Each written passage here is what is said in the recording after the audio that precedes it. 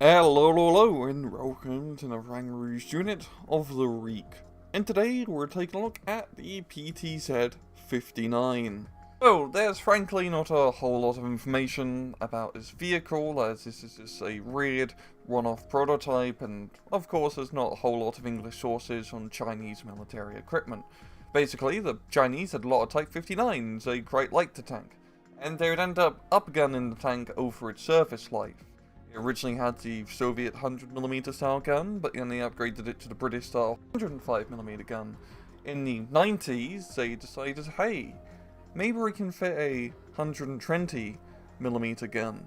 And so they tried. With the PTZ 59, they gave it a better fire control system, and they basically just did a few tests with this prototype. And it never entered into service and got past the prototype stage. They only made one, and no one really knows what happened to this one testbed vehicle.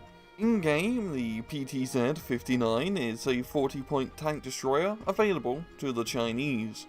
It has two weapons. First one being the 120mm cannon with 25 rounds, 2.2 kilometer range, 50% accuracy, 15% on the move, 18 AP, 3 HE, and 6 rounds a minute.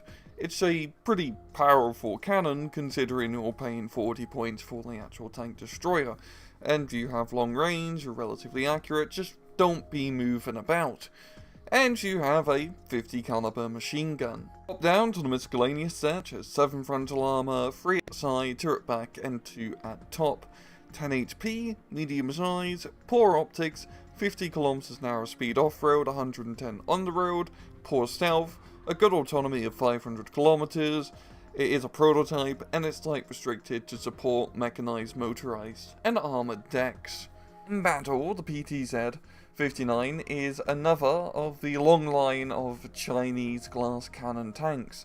It packs a whole heap of firepower in a rather unsuspecting package. And a cheap package too. For 40 points, you're really getting a bloody good deal. You have a decent amount of armor, pretty similar to other regular tanks at this price range, but the firepower on that cannon is pretty nuts for this price.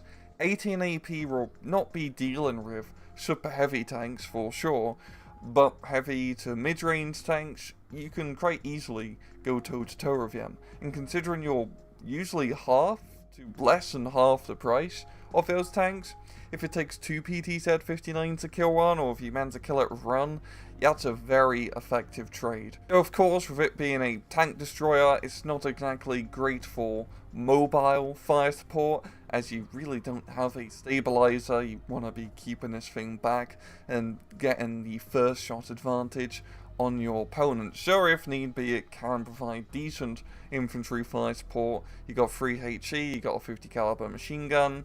Not great, not terrible. You're having to compete with the other fantastic Chinese tank destroyer, the PTZ-89, which for 25 points more has better AP and a higher fire rate, which makes it even bloody better at the tank destroyer role, but doesn't completely invalidate the PTZ-59, because for 40 points you're still getting a damn good firepower package. Availability is also pretty adequate for the 59. You get one card of 14 of these tanks, so the 89 has a pretty insane availability of 2 cards available to them. And I think also one of the very nice thing about these bloody tank destroyers is they come in the vehicle tab, meaning that you're not having to use rather important tank slots to bring out essentially more tanks. Overall, the PTZ-59 is a very cost-effective tank destroyer.